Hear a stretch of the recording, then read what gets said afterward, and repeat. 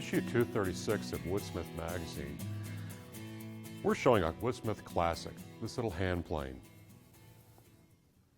Every workshop needs a small hand plane, but to use this plane we need to make sure that we keep it razor sharp. In order to do that, we need to have a little lesson in sharpening. Now, your iron has two bevels on it.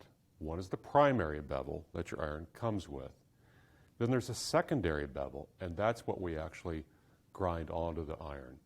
So, what I'm going to start with is a medium coarse stone. I have oil stones here, many types of stones. I like oil stones because I can sharpen a knife, a carving tool, or anything on it.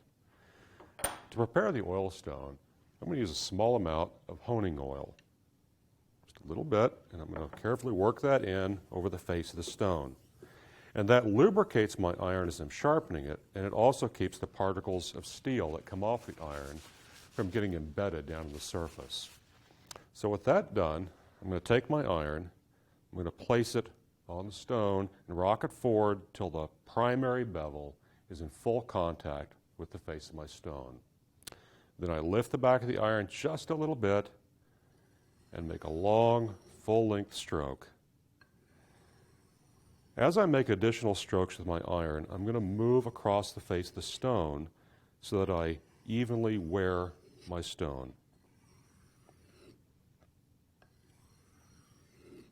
Now, unless the iron is nicked badly, it should take about 15 to 20 strokes with the medium grit stone. At about the halfway point, I want to stop, flip my stone around, and start over again. And this is to evenly wear my stone. Don't press down too hard on the iron. Just a light, even pressure is all that's needed. Rock your body forward evenly, and it really isn't that hard to learn to hold that iron very precisely.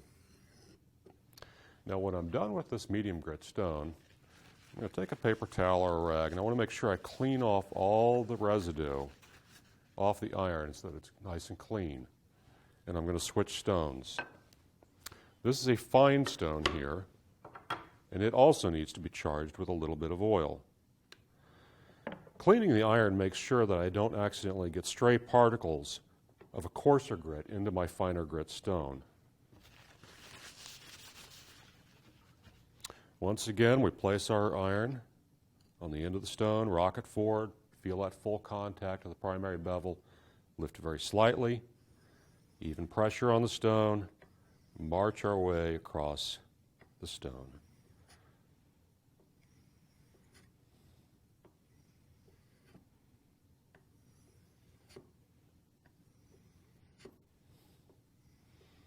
Halfway point, I'm going to flip my stone around, making sure that I'm using its surface completely and evenly.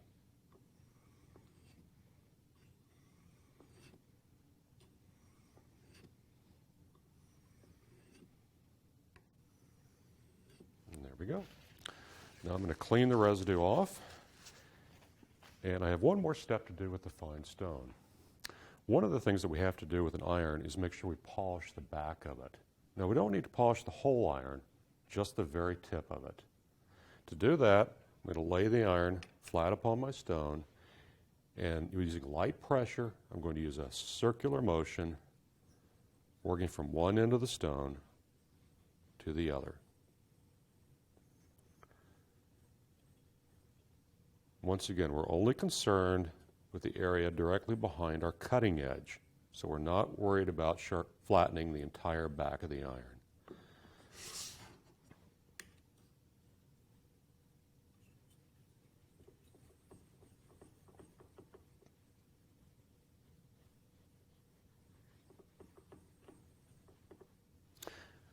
With that done, clean off the residue.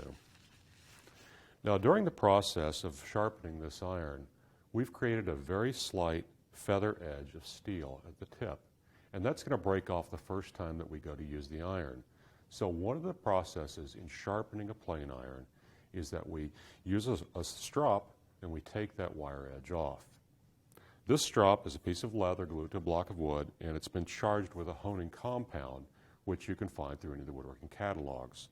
I'll take my iron and give it perhaps 3 strokes on our strop, flip it, maybe 2 or 3 strokes on the other side. And now that wire edge is gone, now our iron is sharp, and we're ready to put it back in the plane and get back to woodworking. Hey guys, thanks for watching. And if you enjoyed this video, feel free to subscribe. You can also click the bell to get notifications every time we post a video.